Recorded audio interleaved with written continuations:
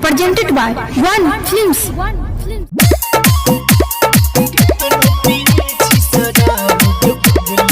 सुन रहल छी कंचन रिकॉर्डिंग स्टूडियो से।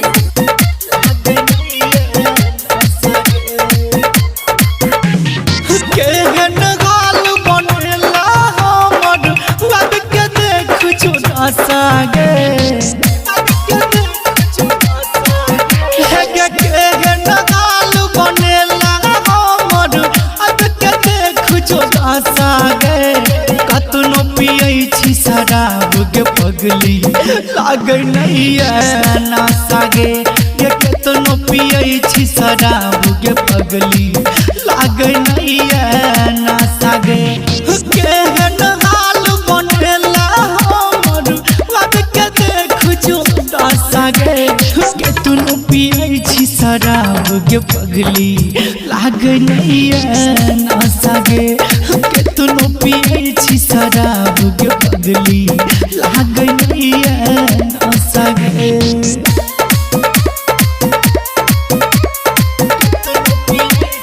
म्यूजिक डायरेक्टर धन्नो राज।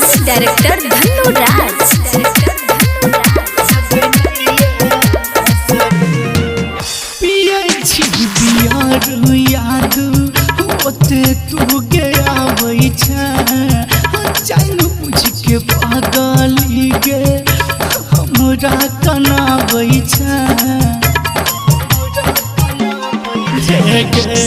पियै छी बियार याद ओते तू के आबै छै। जान बुझ के पागली गे हमरा कनाबै छै। कहे तू हमरा झूठ के किया दे लगी दिलासा गे। कहे तू हमरा झूठ के किया दे लगी दिलासा गे। कतनो पियै छी शराब के पगली लागे नहीं है नशा गे।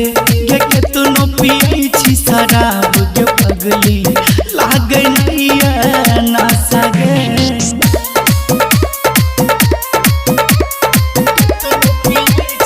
म्यूजिक डायरेक्टर धन्नो राज।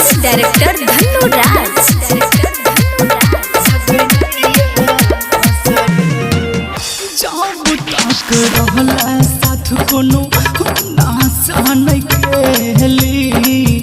छोड़ देला साथ सब किछु सीख गेली। जब तक रहला साथ कोनो नासा नहीं केली। छोड़ देला साथ